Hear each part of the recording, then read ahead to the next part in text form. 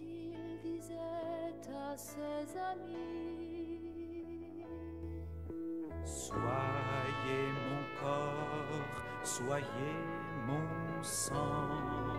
Soyez mon corps, soyez mon sang. Nous avons pris la mort au lieu de prendre vie. Mais ce matin, alléluia, notre avenir a jailli du tombeau. Alléluia, alléluia, Jésus est vivant. Alléluia, alléluia, Jésus est vivant. Samedi, dans l'octave de Pâques, les textes de ce jour, Actes chapitre 4, versets 13 à 21, le psaume responsorial 117, Évangile Marc chapitre 16, versets 9 à 15. Qu'il brûle encore quand se lèvera l'astre du matin, celui qui ne connaît pas de couchon, le Christ ressuscité, revenu des enfers, qui répand sur les hommes sa lumière et sa paix. Garde ton peuple, nous t'en prions, ô notre Père, dans la joie de ces fêtes pascales. Au nom du Père et du Fils et du Saint-Esprit. Amen. Évangile de Jésus-Christ selon saint Marc. Gloire à toi, Seigneur.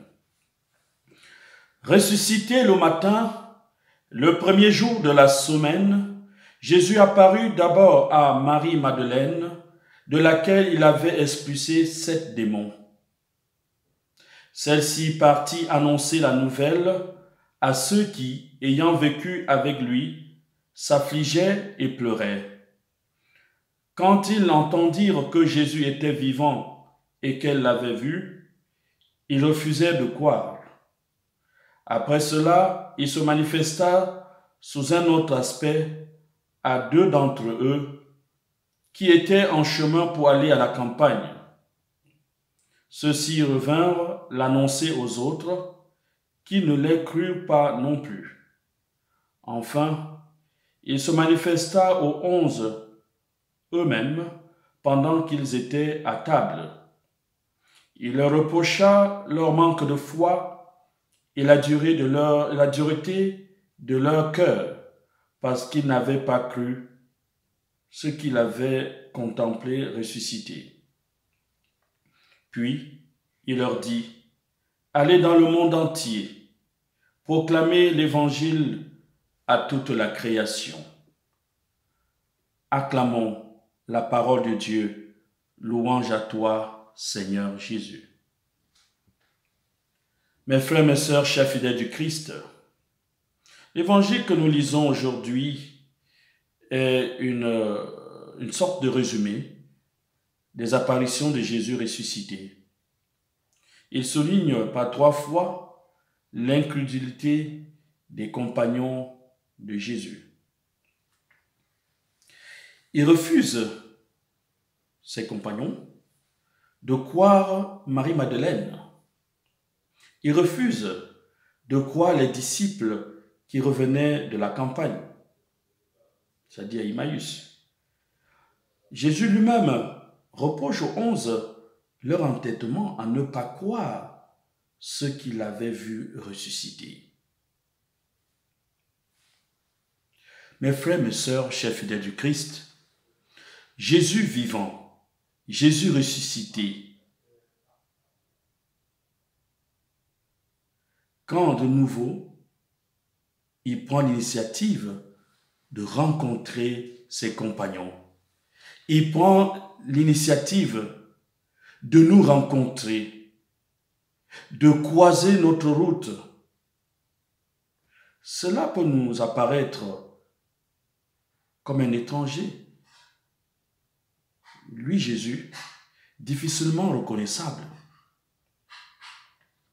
Le Christ, un jour, nous l'avons découvert, nous l'avons reconnu, nous l'avons accueilli. Ceci au moment du premier don. Cependant, les années passant, nous avons transféré notre trésor ailleurs. Et notre cœur est ailleurs aussi, surtout là où se trouve notre trésor. L'Évangile souligne aussi la mission universelle. La résurrection est une nouveauté. Elle témoigne de la vie qui ne s'achève pas.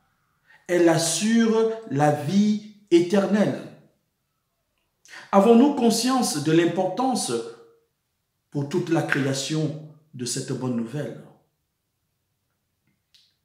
Le Christ n'hésite pas à confier le message universel à ceux et à celles qu'il vient de trouver incrédules, entêtés, lents à croire. C'est à eux.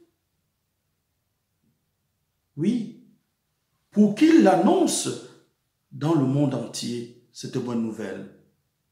Mes frères, mes sœurs, qui sommes-nous, chacun individuellement, pour être investis d'une telle mission?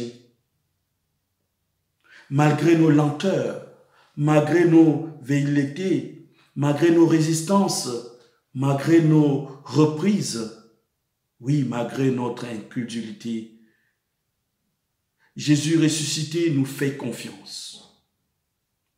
L'amour du Christ est fort, il est personnel et rédempteur.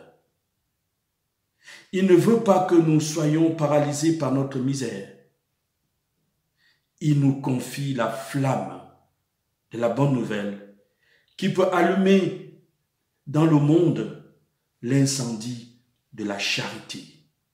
Oui, Seigneur, ne regarde pas notre incrédulité et notre entêtement.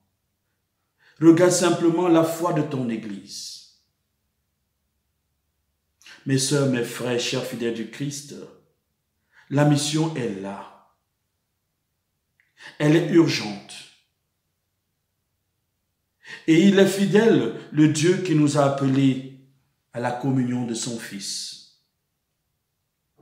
Qu'il affermisse notre foi et nous rende attentifs à tous les hommes afin que nous leur montrions le chemin du salut. Amen. Enfants confiants et en communion avec l'Église en prière, avec nos paroissiens, les chrétiens de notre diocèse, les soignants, ceux qui les aident, ceux qui travaillent pour le bien commun. Élevons notre voix et disons: Notre Père qui es aux cieux, que ton nom soit sanctifié, que ton règne vienne, que ta volonté soit faite sur la terre comme au ciel. Donne-nous aujourd'hui notre pain de ce jour. Pardonne nos offenses, comme nous pardonnons aussi à ceux qui nous ont offensés. Et ne nous laisse pas entrer en tentation, mais délivre-nous du mal. Car c'est à toi qu'appartiennent le règne, la puissance et la gloire pour les siècles des siècles. Amen.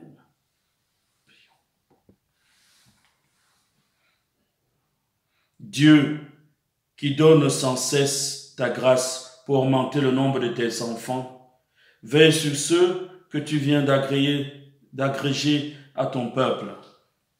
Ils ont pris naissance dans le baptême, qu'ils soient revêtus de l'immortalité du Christ, pour se présenter à la table de ses noces. Lui qui vit et règne avec toi dans l'unité du Saint-Esprit, maintenant et pour les siècles des siècles. Amen. Je vous souhaite une excellente journée en présence du ressuscité.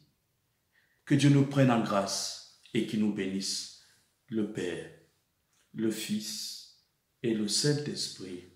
Amen.